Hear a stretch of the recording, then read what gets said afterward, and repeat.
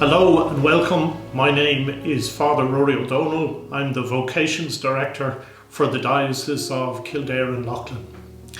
If you're considering a call to priesthood, prayer must be at the heart of that journey, and at the heart of that journey of prayer must be Scripture itself. St. Jerome said that ignorance of Scripture is ignorance of Christ.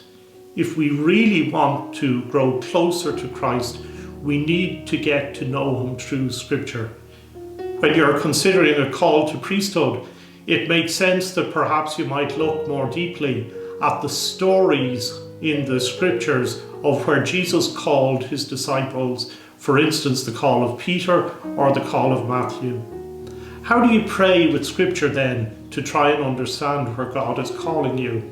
Well, a very simple way is to read a passage of Scripture, maybe the story of the call of Matthew, to read it a few times, familiarise yourself with the story, and then simply to place yourself into the text itself, to imagine yourself perhaps as Matthew, perhaps as Jesus, perhaps as one of the onlookers, and in your imagination to follow the Scripture as you have read it. It's a good thing to have a journal and to record the thoughts, feelings and desires that came to you as you prayed in this way.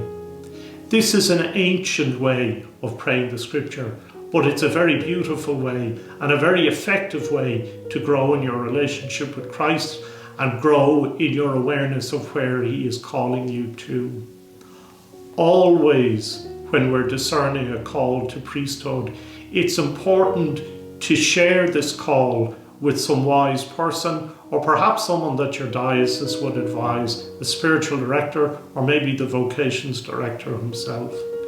Prayer is at the heart of our journey, but we also need to have someone who guides us in that prayer, someone who will be able to point us in the right direction. Scripture is at the heart of our prayer when we're discerning a vocation to the priesthood.